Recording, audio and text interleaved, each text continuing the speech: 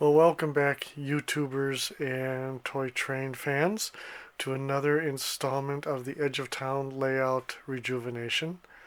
As I've said before, rejuvenating this layout is as much about changing structures and changing the look by using different structures as it is about actually redoing or rejuvenating the scenery.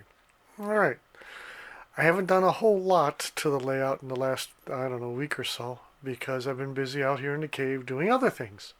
I've said it before, there's just a lot to do out here, so I've spent my time out here just messing around. All right, but here's what we've got. The Plasticville freight platform I haven't done anything with for the last couple weeks now. Okay, it looks fine the way it is. The Lionel plastic barrel loader kept there. It looks like a good accessory, so for right now it's going to stay. But here's what I did do. I added the Plasticville, what is that, roadside stand. And as you can see, it's not finished. Nothing is glued. And here's the deal. I mismeasured somewhere. You know the old saying of measure twice, cut once? Somehow that, I never seem to remember that. I'm the kind of guy that measures once, cuts twice, and throws everything away and starts over again. I thought I had 7 inches from the edge of this building to where the sidewalk starts. Not really. I lied to myself. I only had 6 3/4 inches. These roadside stands are advertised as being 7 inches wide. In actuality, they're nearly 7 1/8. Yeah, so 3/8 of an inch. On probably the rest of the layouts in the world out there, that wouldn't make a difference. However, I kind of painted myself in a corner with what I did with this foundation work here. So, here's what I'm thinking. I can do this.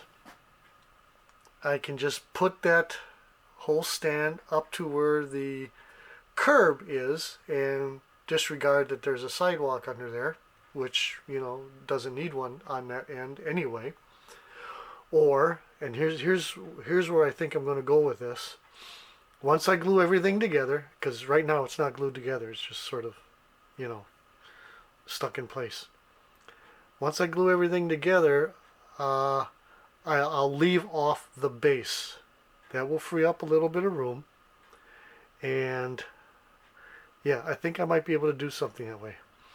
If you look inside there, if the camera will allow it, what I did for right now was took a package of Woodland Scenics Farmers Market figures along with the table and sacks and other things. Oh, I see one of my guys fell down and back.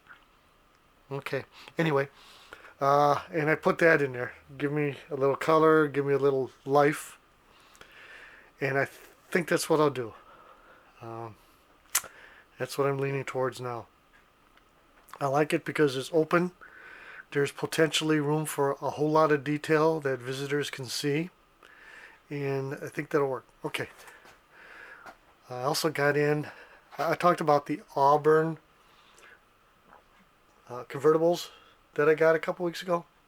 Well, I got a couple of Auburn hot rods. I love them. They're cute. Okay. Cool beans. Next, I found my hiding place for the Marx crossing gates. Alright, electric. Now, these particular gates are the ones that are going to replace, here we go, can I see it? The Plasticville manual non-operate, well, they operate if manually, they go up and down. But they're going to replace the Plasticville crossing gates. Now, these gates here that you see are about the smallest in the toy train world. Any smaller than this, and you start entering into the realm of scale, all right, versus toy. So, you know, Lionel's and Marx's other electric crossing gates, they're pretty large. And what I had on here when the layout was first built were the large, old Marx crossing gates. And it was fine for that period of time. Then, I had talked about this corner being billboard corner. I pulled out my K-line operating billboard, the one with the guy with the big brush trying to affix the poster to the frame. You know what? That sucker's huge. It would take up this whole corner, and I wouldn't have room here. I'd have to move the track, because the base is humongous on that sucker. It's just a billboard, but they made it into this gargantuan affair that is really awkward for this layout, or at least this corner of the layout. Not only that, it's tall. On this layout, the darn thing would look like a skyscraper. Yeah. Using this as billboard corner is still a good idea. I'm just not going to use the K-line animated billboard. Forget that one. So, alright, so new building, new crossing gates, not hooked up yet. Nothing's really hooked up. That's not hooked up. The light to that gate tower's not hooked up. The light to the cabin's not hooked. That's projects for another day. I did want to run a Marx train this time, one that I haven't run ever. I bought this thing years ago. It's just been sitting in the box. It was in fairly decent shape. The wheels were so black, I was looking at it and going, did Marx make black wheel? No, that can't be. So I started cleaning, and sure enough, there's bright shiny metal underneath that blackness. Alrighty. So what do we have here? Let me show you the set box. It is set number 4355/1. Electric steam freight set with 53-piece village. Now let me show you something. I don't have the original village for this. Now you see this? We have Union Station, dispatch, tunnel, lumberyard, ice and coal, freight, water tower, and signs. What I do have, stashed away, was this 46-piece set, not 53, 46. What I like about this set, though, it has actually one extra building or structure than what's supposed to come in the train set. This has a coal elevator. Now, the set that's supposed to come, the buildings that's supposed to come with the train set, supposed to have, 6, 7 more pieces. I'm thinking they're probably just figures. And this is kind of what it looks like. They're all heavy cardboard. Mine is still unassembled, right? And this is what they look like. Alright. The pieces for each building are kind of spread out throughout the different sheets. Alright. Crossing gates, signs, and there are people. There you go. There's a good example. See some people here, here, here, here, here. And I'm thinking maybe that other set had just had more people in it. But the best part of this whole set, in my opinion, was this gorgeous tunnel. Look at that. This is a cardboard tunnel. And it's the same scene. You bend it over and that scene is repeated on the other side. But Beautiful artwork on there. Gorgeous. Alrighty. Now, this particular set has telephone poles. However, the train set has plastic telephone poles. So maybe the cardboard village or whatever didn't come with telephone poles. I don't know. I have no way to judge because I don't have the cardboard building set that originally came with the trains. Alright. So that's a rundown of the set. It included a small oval of track and a number 1209 transformer, which I don't have. The set itself is, quite frankly, a low-end, cheap, even for Marx, set. This is the 490 steam engine, no smoke, no light, no chug-chug, no reverse, forward only. The cars are four-wheel plastic cars with dummy knuckle couplers. Alright. New York Central themed. Lehigh Valley hopper.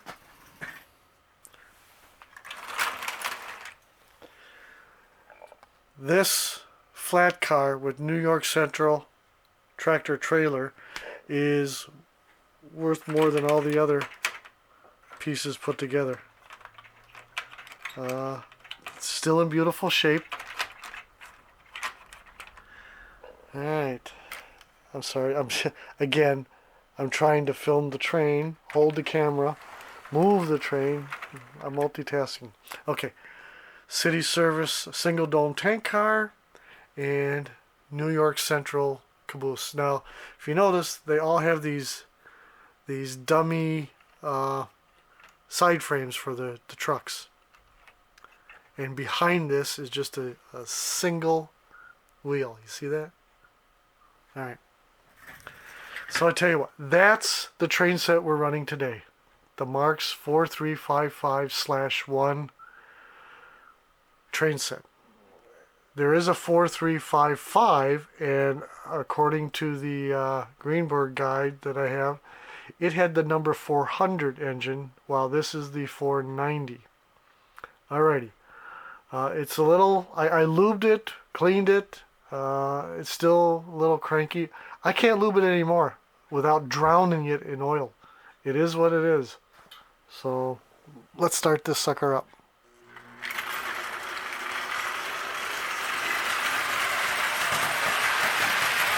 Oop, little fast. Little fast. Alright. This will run decently slow, but it will stall at the turnout. It's got to go at a certain speed, otherwise it will stall at the turnout.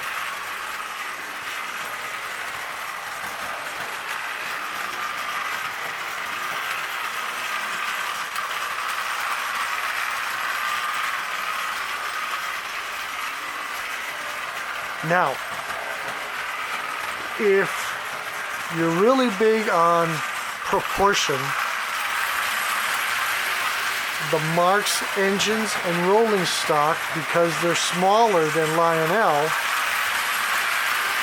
looks more in proportion to this small layout. Don't get me wrong, I love the Lionels, and as you've seen, I've got a bunch of them, and there's going to be more in future installments. But if proportion is a big thing for you, then things like Marx work best on a little layout like this.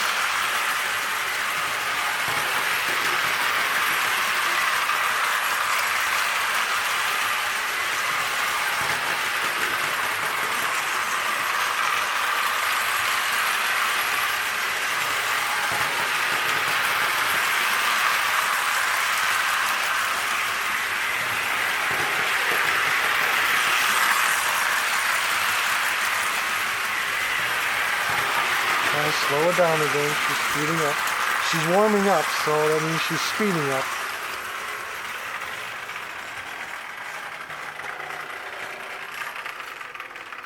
Alright.